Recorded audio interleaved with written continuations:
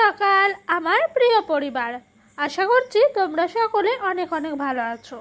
তোমাদের ভালোবাসা ও আশীর্বাদ নিয়ে আবারও একটি নতুন ব্লগ শুরু করলাম। আজকে হলো শনিবার আর এখন বাজে ঘড়ির কাঁটায় ঠিক সকাল 8টা। ঘুমের থেকে উঠেই সংসারের সমস্ত বাসি কাজ শেষ করেছি। তারপরেই কিন্তু তোমার ঘরে গেলাম, গিয়ে বাসি নাইটিটা চেঞ্জ করে এদিক দিয়ে একটু কাঁচা ধোয়া করে নিয়েছিলাম নাইটি। তার সঙ্গেও কিন্তু ছিল তোমার 2-3টে ক্যাথা মতো। বর্ষাকাল পড়েছে তো, তাই ডোডোর না একটু ক্যাথাটা বেশি বেশি লাগছে। আর জানো তো বন্ধুরা, আজকে সকাল থেকেই না আকাশের ওয়েদারটা খুব একটা ভালো নেই, মেঘলা মেঘলা ওয়েদার জানো তো। এই ওয়েদারে না ইচ্ছেও করছিল না বেশি কিছু ধোয়াধুয়ি করি, কিন্তু কি করব, যেটুকু না হলে সেটুকু নয়, তাই আর কি এগুলোই পরিষ্কার করলাম। আর সকাল থেকে যেন আকাশটা একটা গম্ভীর ভাব নিয়ে চলেছে, তাই একটু কেমন কেমন লাগছিল যেমন যেন। যাই হোক, চলো এই দিক দিয়ে আমার মেলা হয়ে গেল, এবার ওই দিক দিয়ে যাই, গিয়ে দেখি চা হয়েছে নাকি। তারপর আমিও কিন্তু চা খেয়ে নিলাম। এরপরে ডোডোকে খাওয়াতে এসেছি। তো ডোডো প্রথমে খেতে চাইছিল না, মুডের ব্যাপার তো, ছোট বাচ্চা তো। এই দিক দিয়ে দেখেছো, ও কিন্তু একটু খাওয়ার পর বলছে টেস্টি টেস্টি। আর তোমার ফোনের ক্যামেরায় তাকিয়ে রয়েছে, দেখছে সাইড দিয়ে কিন্তু খাবার লেগে আছে, তাই আর কি দেখাচ্ছে চেঁচে নিতে। ও প্রত্যেক দিন এরকম করে জানো, খাবার যদি একটুখানি লেগে থাকে মুখের আশেপাশে, ও যে কতক্ষণে আমাকে সেটাকে মোছা করাবে সেটা ধারণার বাইরে। তো এখনও বিছানাটা তুলিনি, ভাবলাম আগে ডোডোকে খাইয়ে নিই, তারপরে একেবারে বিছানাটা তুলবো। চলো, এবার কিন্তু ওকে মোটামুটি খাওয়ানোটা আমার হয়েই এসছে।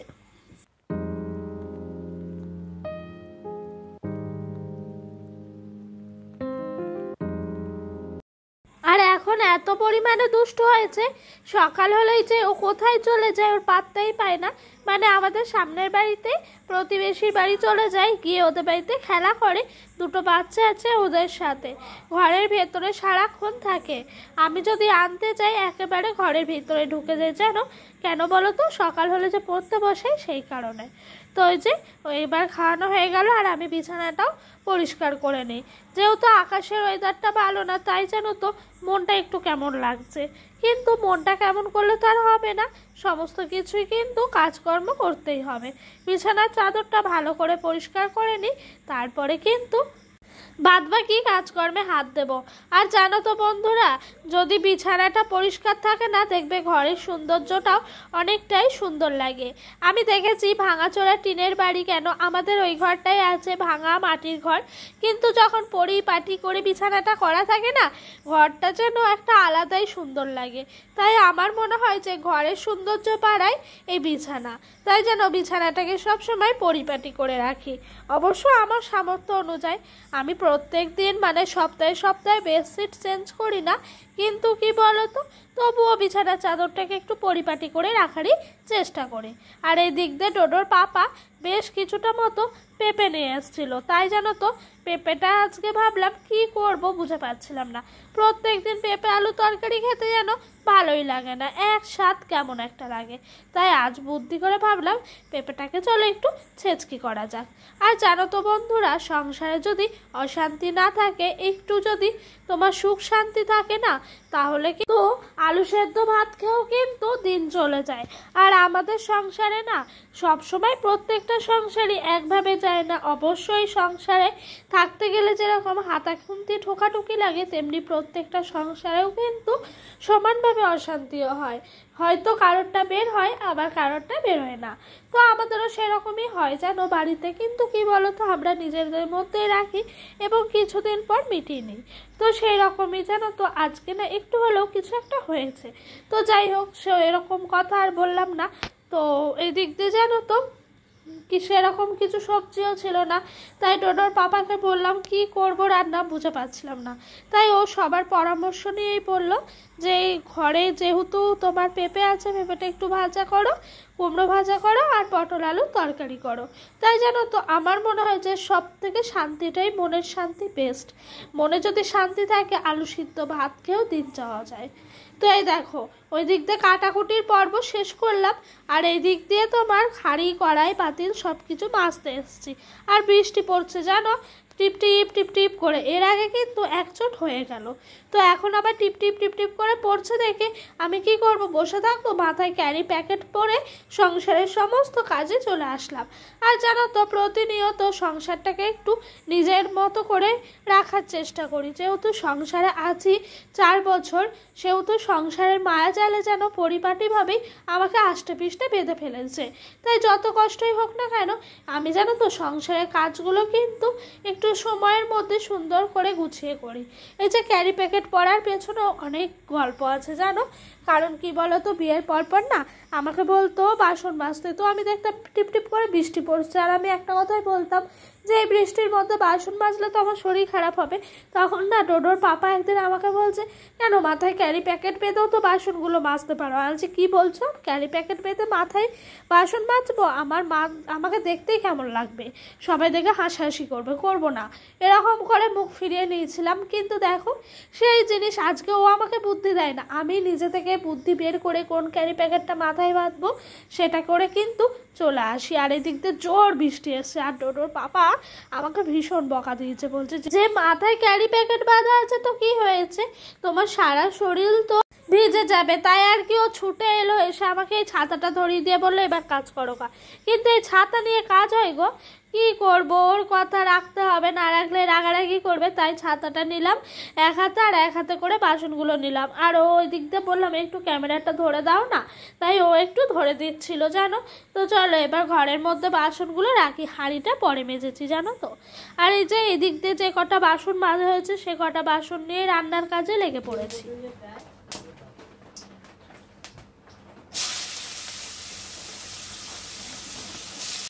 আর জানো তো, এত বৃষ্টি পড়ছে, এতে করে কিন্তু রান্নারও তোলগোল পাকিয়ে গেছে মাথায়। কেন বলো তো, এই দেখো বৃষ্টির জল তো পুরো ভেসে যাচ্ছে আমাদের ঘরের মধ্যে। আর এই যে তোমার পেঁপে ছেঁচকিটা করছি না, শুকনো লঙ্কাটি ফোড়ন দিয়েছে, কিন্তু কালো জিরে ফোড়ন দিতে হয় সেটি যেন আমার একটু খেয়াল নাই, তাই আর দেওয়া হয়নি, কি করব। যাই হোক, এই দিয়ে কিন্তু রান্নাটা আজকে করে নিলাম। আর আমি এইদিকে রান্না করছি, আর ক্যামেরার ওপাশে পুরো ঘর নিয়ে মেতে উঠেছে সবাই জানো। এই জল পোয়াচ্ছে এই অবধি ওই অবধি, কি যে কষ্ট যাচ্ছে এই কটা দিন আমরাই জানি। এই যে বর্ষাকালটা গেলে পরে কিন্তু একটু স্বস্তি পায়, যখন বৃষ্টিটা না হয় না তখন যে কি শান্তি লাগে কি বলবো তোমাদেরকে। তো চলো, পেঁপে ভাজাটা এক পিঠ হয়ে গেল, আরেক পিঠও ভেজে নিলাম নেড়ে চেড়ে, তারপরে পরিমাপ মতো হলুদ দিয়ে দিলাম। আর দেখো বৃষ্টির জল দেখে তোমরা বুঝতে পারবে কত জোরে হচ্ছে। তারাও তোমাদেরকে আমি একটু আওয়াজটা শোনাই, বৃষ্টিটা কতটা আওয়াজ হচ্ছে আর কতটা জোরে হচ্ছে।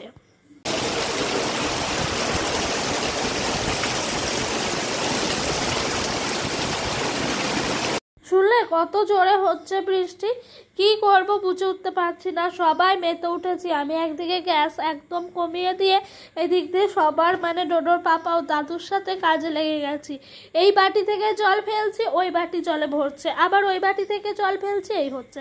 ডোডোর পাপা এদিকে বুদ্ধি করলো, লাঠিটার সঙ্গে ন্যাকড়া জড়িয়ে একটু দূর করে দিল, যাতে করে জলটা আর একটু জায়গায় একটু পড়ে। আর এদিক দিয়ে এই বাটিটাও দিয়েছি একদম গ্যাসের পাশে, বাটিটাতেও কিন্তু হালকা হালকা করে জল জমে যাচ্ছে। কি করব বুঝে উঠতে পারছি না জানো, কি যে কষ্ট। তিরপল দিলেও তিরপল ফুটো হয়ে যাচ্ছে, বেশি দিন টিকছে না। এই আগের তিরপলটাই দেওয়া হলো এই ধরো 1-2 মাস মতো হলো বর্ষা আসার আগে, কিন্তু এরই মধ্যে তিরপল ফুটো হয়ে গেছে। কি যে কষ্ট, ডোডোরও ভীষণ কষ্ট হয় জানো। যেহেতু বৃষ্টির সময় ওনারা পারেন না বলে আমরা দুজন মিলে ওই দিকের ঘরে এসে কাজে লেগে পড়ি। আর এইদিকে ডোডো তোমার চুপচাপ করে বসে থাকতেও চায় না, সবার সাথে ও তো একটু চায়। ও কাদা টাদায় মেখে ভূত হয়ে যায়, এক এক সময় বলে কাদা কাদা, কিন্তু কিছু করার নাই, আমাদের এই দিন তো আমাদেরকেই কাটাতে হবে, তাই না বলো। তাই জানো তো, আমার মনে হয় সব থেকে শান্তিটাই বেস্ট। মানুষের জীবনে শান্তি আছে মানে সব আছে, আর যার জীবনে শান্তি নাই তার জীবনে কিচ্ছু নেই। অনেকে ভাবে প্রচুর গাড়ি বাড়ি টাকা পয়সা মানেই সব থেকে শান্তি, কিন্তু না গো, আলু সেদ্ধ ভাত খেয়ে যদি কুড়ে ঘরে থাকো না তাহলেও কিন্তু শান্তি পাবে। এই ধরো আমাদের কত কষ্ট হচ্ছে, আমরা মাটির ঘরে রয়েছি, তারপরে তোমার বৃষ্টির জলে পুরো ভেসে যাচ্ছে, তবুও কিন্তু আমরা শান্তিটা খুঁজছি। আমরা ভাবছি না এই মাটির ঘর কবে ভেঙে চুরে একেবারে তোমার রাজপ্রাসাদ বানাবো, অবশ্য সেই সামর্থ্য নেই, কিন্তু যেটুকু আছে সেটুকু মনে হয় যে একটু পরে তোমার করে মানে কোনো রকম করে থাকার মতো হলেই হলো, এরকমটাই আমার সবসময় মনে হয় জানো। তাই সবাইকে একটা কথাই বলতে চাই, বেশি টাকা পয়সা অর্থ হয়ে গেলেই মানুষের মনে অহংকার বাড়ে, আর অহংকার বাড়লেই কিন্তু মানুষের পতনের কারণ হয়ে দাঁড়ায়। তাই তোমরা সবসময় নিজেদের আয়ত্ত বুঝে সব কিছু করার চেষ্টা করো। এতে কারো যদি খারাপ লেগে থাকে অবশ্যই সবার কাছে আমি ক্ষমা চেয়ে নিচ্ছি। জানো এক এক সময় আমারও মন খারাপ হয় যে আমার একটা বরের বাইক নেই, আমি বাইকে চাপতে পারি না, অনেক দিনের শখ, কতদিন হলো বাইকে চাপি না, বিয়ের আগে আমার জামাইবাবুর বাইকে চাপতাম। তো এগুলো ভেবে মন খারাপ হয়, আমিও তো মানুষ বলো, রক্ত মাংস দিয়েই তো আমায় গড়া। তবুও কিন্তু পরে আমি ভাবি না, ওইগুলোর থেকে আমি যেই লেভেলে আছি, যেটুকু আমাকে ভগবান ভাগ্যে লিখে রেখেছে সেটুকুই কিন্তু আমার শান্তি। অত গাড়ি বাড়ি অর্থ দিয়ে কি হবে যদি অহংকার বেড়ে যায়? মানুষকে যদি মানুষ জ্ঞান না করতে পারি তবে ভালো আছি গো, এই মানুষের পর্যায়ে আছি। অনেকের তো টাকা পয়সা প্রচুর অর্থ হলে মানুষকে মানুষ বলেই ভাবে না জানো, আমি এরকমটা দেখেছি। অনেকে ভিক্ষা চাইতে আসে বড়লোকদের বাড়িতে, বলে কিছুই নাই, কিন্তু একটা ভিক্ষুক গরিবের বাড়িতে গেলে পরে তাকে যেন এক মুঠো চাল একটা আলু দিয়েও কিন্তু ফিরানো হয়, কিন্তু বড়লোকরা তা করে না। যাই হোক, অনেক খারাপ খারাপ কথা বলে ফেললাম, অবশ্য সবাই না জানো, খুব খুব মানে কমই এরকমটা হয়। গ্যাসটাও মুছে নিলাম, স্নান করে চলে এসেছি। তো এইদিকে এসে মহাদেবকে প্রথমে স্মরণ করে নিলাম, তারপরে আমি না এই কিছুদিন হলো একটু জপ করি, মানে ভগবানের নাম একটু জপ করি, যেহেতু তোমাদেরকে আগের ব্লগে বলেইছি আমার সব থেকে পছন্দের ঠাকুর হলো মহাদেব, সেই কারণে। অবশ্য সব ঠাকুরই পছন্দের, কিন্তু মহাদেবকে একটু বেশি ভালোবাসি। যাই হোক, জানো কদিন ধরে রূপা দিদি ভাই মানসী বনু তোমাদের কমেন্ট পাচ্ছি না, ভীষণ মিস করছি জানো। তোমাদের কমেন্টগুলো পড়তে চেয়ে আমার ভীষণ ভালো লাগে। তোমরা কেন কমেন্ট করছো না গো? নাকি কোনো প্রবলেম হয়েছে, নাকি কিছু আমার দিক থেকেই হচ্ছে ভিডিওতে প্রবলেম? অনেকেই কমেন্ট করছে না, কেন এরকমটা হচ্ছে? খুব মিস করছি। তোমরা যদি আমার ভিডিওটা দেখে থাকো অবশ্যই আমাকে একটু কমেন্ট করো না গো, যদি সময় না পাও একটা লাভ রিয়াক্ট অন্তত দিও গো। তোমাদের কমেন্টগুলো যে বড্ড মিস করি আমি। চলো, তোমাদের সঙ্গে গল্প করতে করতে এদিক দিয়ে আমার প্রণামটাও সারা হয়ে যাচ্ছে।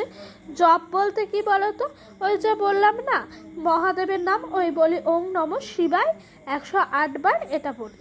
তো এরপরে বলা হয়, তারপর আবারও একবার প্রণাম সেরে নিই, মনের সমস্ত কথা ভগবানের কাছে জানাই, তারপরে কিন্তু ভক্তি করে নিই। তো চলো, এই দিক দিয়ে সবার আজকে স্নান হয়ে গেছে, বৃষ্টি যেহেতু হয়েছিল থেমে গেছে, সেই কারণে আমি বললাম সবাইকে স্নান করে নাও, মানে টোটো ওর পাপা ওদেরকেই। তো স্নান হয়ে গেছে, এবার ওদের দুজনেরও খাইতে দিয়ে দিয়েছি, খেয়ে দিয়ে দুজনেই শুয়ে পড়েছে, আমি এবার একটু রিল্যাক্স করে খাবো। তো আজকে তো কুমড়ো ভাজা করেছিলাম, তারপর পেঁপে ছেঁচকি, একটু পটল আলুর তরকারি নিলাম, আর সকালকার একটু আলু চচ্চড়ি ছিল, ওইটা দিয়ে আজকে দুপুরে খাওয়া দাওয়াটা সারলাম। একটু শুয়েছিলাম জানো, না শুলে যে মনটা একটু ভাল লাগে না, তাই শুয়ে উঠেই দেখি এইদিকে জামা কাপড়গুলো ভিজে রয়েছে, চেয়ারের মধ্যে একটু ফ্যানের হাওয়ায় দিচ্ছি, যতটা শোকায় শোকাক, তারপর রাতে আবার অন্যরকমভাবে দিয়ে রাখবো। তো বন্ধুরা চলো, ভিডিওটা না এখানেই শেষ করছি। ভিডিওটি তোমাদের ভালো লাগলে অবশ্যই লাইক কমেন্ট করো, আর আমার পাশে থেকো। বাই।